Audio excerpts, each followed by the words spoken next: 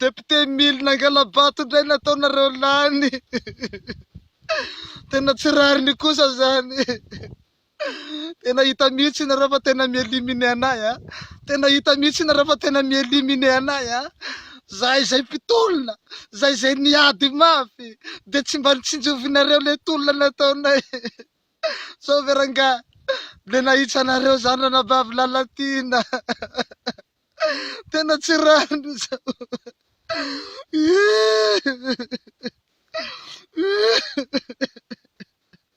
Tena tsy rariny kosa zao raga. Tena tsy rariny kosa zao raga.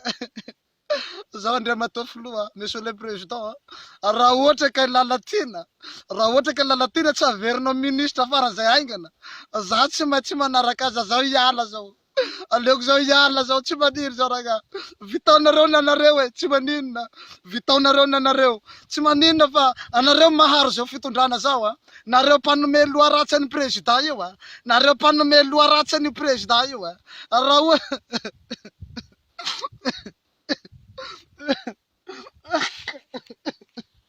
azafady ohatsika magnaraky video. Tena feno be loatra ny foko. Anareo manome loha ratsy an'ny président io. Raha ohatra ka tsy aronareo zao fitondrana zao, miomana nareo sarabavy. Miomana nareo sarabavy. Nareo manao conseil ratsy agnatin'ny fitondranao.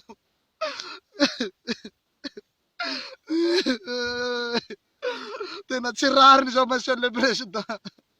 Tena tsy rariny zao monsieur le président. Ay ve le olo Mpangalabato de novanareo ohatra zao fotsiny de nataonareo lany mily. Tena tsy rariny zany. Tena tsy rariny zany. Zaho tsy maintsy manaraka andranabavy Lalatina zao, tsy problème.